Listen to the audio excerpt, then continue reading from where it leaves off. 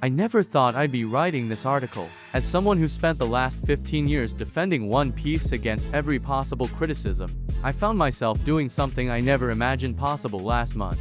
I was sitting in my apartment at a.m., having just finished the latest Frieren episode, and I had to ask myself a question that felt like betrayal: is Frieren actually better than One Piece? The answer shocked me more than anything Oda has ever written. Luffy's adventure never truly ends because that's the point.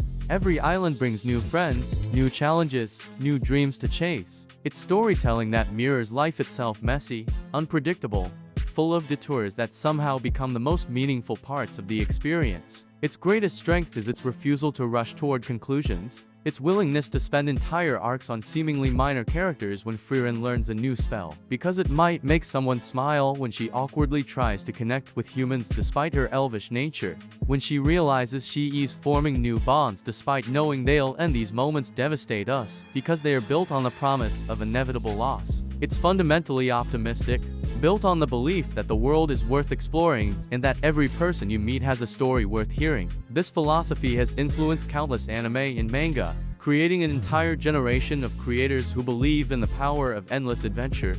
Certain arcs look stunning, others feel rushed, and the pacing can be inconsistent due to the need to avoid catching up with the manga. Every frame is deliberate, every magical effect is gorgeous, every character expression is perfectly crafted. But this comparison isn't entirely fair. One Piece's animation inconsistencies are offset by its incredible voice acting, iconic music, and the sheer emotional weight of long-term character development. It's a victim of its own success in many ways. Instead, it can focus on telling a specific type of story extremely well, knowing that audiences are ready for more nuanced, contemplative narratives, because those characters matter to someone, somewhere in the vast ocean Oda has created. One Piece began in 1999, during anime's expansion into global markets. It had to prove that anime could tell epic, long-form stories that competed with Western entertainment. It succeeded by being bigger, louder, more emotional, and more adventurous than anything else available. Frieren's understanding of human connection doesn't grow gradually. It shifts dramatically in specific moments that force her to reconsider her entire perspective. One Piece asks for patience and long-term investment. Frieren asks for attention and emotional openness. One Piece rewards you for sticking with it through slow periods. If you want a world you can escape into, friends you can grow up with, and adventures that never truly end. But in appreciating how both series represent anime at its absolute best, One Piece proves anime can create worlds as vast and meaningful as any in literature. Frieren proves anime can explore themes as profound and moving as any in cinema. One Piece remains unmatched. If you want storytelling that challenges your perspective on time, loss, and human connection, Frieren is revolutionary.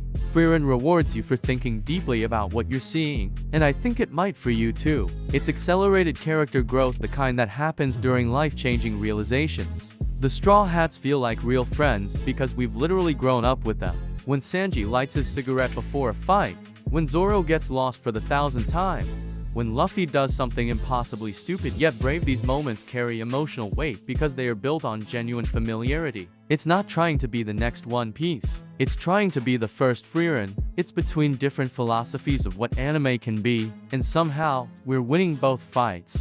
This distinction matters because it suggests anime is evolving beyond traditional shonen formulas towards something more sophisticated. When Luffy punches a celestial dragon, when the crew walks to Arlong Park, when they say goodbye to Mary, these moments work. Luffy today is different from Luffy at the beginning, but that change happens so gradually that you barely notice it until you look back. It's realistic character growth, the kind that happens to real people over years of shared experiences, because they are built on hundreds of episodes of relationship building and world expansion. But before I explain why this comparison might fundamentally change how we think about anime storytelling, let me tell you about the moment everything clicked. Every flashback to Himmel and the hero's party gains weight because we know they're gone. Every moment Frieren spends with Fern and Stark matters because we understand time's true value through an immortal E's perspective. The story moves with deliberate precision, each episode carefully calculated to build toward emotional revelations that recontextualize everything we've seen before. It was episode 16 of Frieren, during that seemingly simple scene where Frieren realizes she barely knew Himmel despite their 10-year journey together. Something about that moment hit differently than any emotional beat in One Piece's 1,000+ episodes, and I couldn't figure out why. That's when I realized these two anime represent completely opposite philosophies about what makes great storytelling, and understanding this difference reveals something profound about the current state of anime itself. One Piece has always been about the journey being more important than the destination. Frieren operates on entirely different principles. It's about the destination being more meaningful than the journey, about understanding that endings give meaning to beginnings. This creates a fascinating paradox that most anime fans haven't fully grasped yet. One Piece succeeds because it never wants to end. Frieren succeeds because it always remembers it must end. Its greatest strength is its understanding that mortality gives meaning to every interaction. But here's where things get complicated, and why this comparison matters more than you might think. One Piece represents peak shonen storytelling, the idea that friendship, determination, and never giving up can overcome any obstacle. Frieren represents something entirely different, a more mature, contemplative approach to fantasy storytelling that acknowledges loss, regret, and the weight of time. The animation quality comparison reveals another crucial difference. One Piece, despite recent improvements, still carries the burden of weekly production schedules and over 2 decades of varying animation quality. Frieren benefits from being a seasonal anime with movie-quality animation throughout.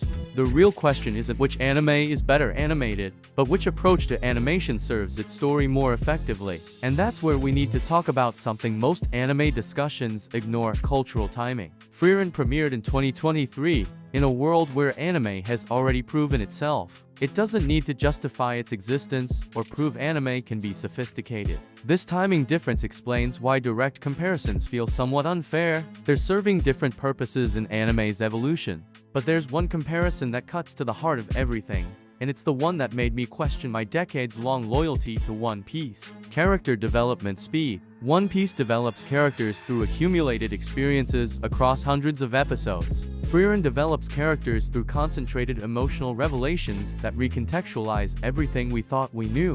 Both approaches work, but they create completely different viewing experiences. So which is actually better? The answer depends on what you want from anime. But here is what I discovered after months of wrestling with this question: maybe the real value isn't in choosing sides. The ultimate showdown isn't between Frieren and One Piece. That realization changed everything for me.